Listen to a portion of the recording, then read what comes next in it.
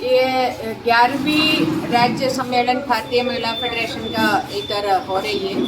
हमारी अभी हमारी ऑल इंडिया कॉन्फ्रेंस सितंबर महीने में 2023 सितंबर में होगा। इससे पहले हम हर राज्य में ऐसा सम्मेलन कर रही है, जिला सम्मेलन, राज्य सम्मेलन ऐसा कर रही है। अभी हमारी सामने बहुत सारा मुद्दा है, वो खास कर बोलेगा तो अभी बीजेपी अभी सब जगह पे आपको बैनर भी देखने के लिए मिलेगा, मदर ऑफ डेमोक्रेसी। तो हमारी देश मदर ऑफ डेमोक्रेसी है, डेमोक्रेसी का जनवाद का मदर है, माँ है, हमारी देश बोल रहे हैं। मगर इस देश के अंदर जनता को कोई फ्रीडम नहीं है, कोई डेमोक्रेटिक जो राइट्स नहीं है। यदि सरकार के जो नीति को लेके कुछ हम टिप्पणी दें तब तुरंत हमें देशद्रोही बताती है, या तो अर्बन नक्सल बताती है, या तो ऐसा कुछ बोल के हमें देशद्रोही बता के हमारे ऊपर हावी हो जाती है। और जो हमारी देश का एक सेकुलर एक फैब्रिक है, जो धर्मनिरपेक्षता है, मगर इस देश के अंदर आज क्या चल रही है, जो हेट्रेड चल रही है, खास कर जो मुस्लिम कम्युनिटी के खिलाफ और माइनॉरिटी कम्युनिटी के खिलाफ हेट्रेड चल रही है। और आजकल जो चुनाव भी लड़ रही है, दो चीज़ों के ऊपर लड़ रही है। एक तो है जो धर्म की नाम पर लड़ रहे हैं, राम की नाम पर लड़ रही है, दूसरा मुस्लिम और माइनॉरिटी हेट का ऊपर लड़ रही है।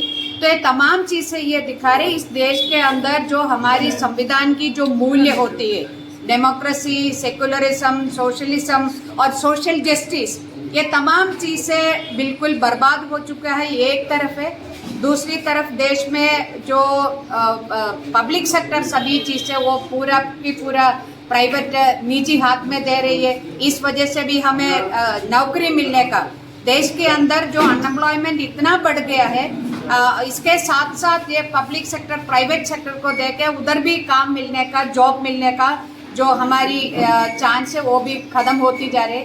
ये सबके ऊपर भी महिलाओं की जो ऊपर जो अत्याचार वो पहले नहीं था, उससे भयंकर तरीके से पहले भी अत्याचार था, मगर आजकल इतना क्रूरता से महिला के ऊपर जो अत्याचार बढ़ती जा रही है, उसमें बीजेपी का एमएलएस होती है जो इसमें कल्प्रिट होती है, तो लीडर्स इसमें कल्प्रिट होती है। तमाम चीज़ें हम देख रहे हैं।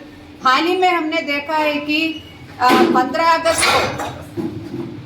अगस्त को प्रधानमंत्री लाल किले में खड़े होकर महिलाओं के लिए इतना जो भावुक हो रही थी, महिला के ऊपर इतना अत्याचार हो रहे करके, मगर उसी वक्त प्रधानमंत्री नरेंद्र मोदी का खुद का राज्य के अंदर जो बिल्किस बानो की जो गुनहगार है, जो गैंग रेपिस्ट और मर्डरर्स, उनको रिहा किया है। वो जेल में था मगर उनको सबको रिहा किया, और उसको जिस तरीके से रिसेप्शन दे रहे हैं पूरी देश के अंदर कर रही है, वो तमाम चीज़ें दिखा रहे कि 75 साल के अंदर महिलाओं ने बहुत कुर्बानी करके बहुत सारी कानून पास करवाया, और हर एक कानून का कोई मूल्य नहीं है जो रिमिशन की वजह से। सरकार यदि सोचेगा तो कोई भी कल्प्रिट को, कोई भी रेपिस्ट को, कोई भी मर्डर को जेल से रिहा कर सकती है, ऐसा एक हाल हो गया है। तो कानून होने का क्या फ़ायदा है फिर, और हमारी जो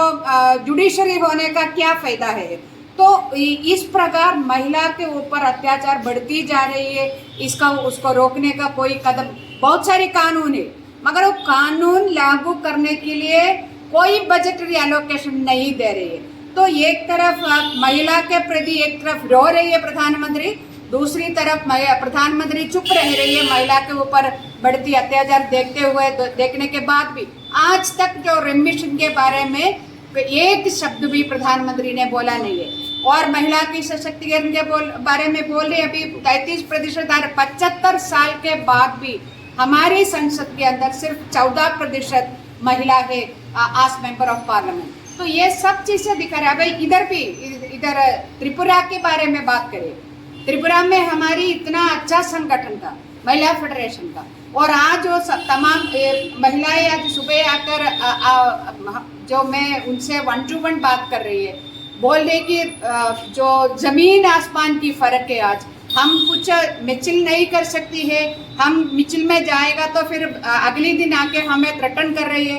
हाल ही में सीपीआई का एक रैली था, उसमें महिलाएं शामिल हुई थी। उन महिलाओं को जो थ्रेटन करके आपने उसमें गया है हम दिखाएंगी करके, या तो उनको बोलेगी आपको कोई सुविधा, सरकार की सुविधा आपको नहीं देगी, नहीं तो आपको दिखाएगी। इस प्रकार का एक डर का माहौल पैदा करके महिलाओं के ऊपर अत्याचार कर रहे हैं इस राज्य का जो बीजेपी आरएसएस लोग, और मुख्यमंत्री ये सब देख के जो चुप रह रही है। तो ऐसा हालातों में हम महिलाएं ये तमाम चीज़ों के बारे में हम इसी 11वीं सम्मेलन के अंदर हम चर्चा करेंगी, और ऐसा जो महिला के ऊपर दबाव करने वाला आरएसएस और बीजेपी का हर हरकतों को हम कंडम करती हूँ। हम ये राज्य का मुख्यमंत्री को ये भी बताना चाहती हूँ, आपको सत्ता पे कॉन्स्टिट्यूशनल पद पे बैठा है तो कॉन्स्टिट्यूशन की दायरे पे आपको इस राज्य को चलाना है, आपको चलाना पड़ेगा। महिला फेडरेशन ये चेतावनी भी उनको देना चाहती है इस वक्त। आपका शुभ नाम? मैं आनी राजा, मैं जनरल सेक्रेटरी हूँ ऑल इंडिया महिला फेडरेशन का, all India general secretary. Thank you.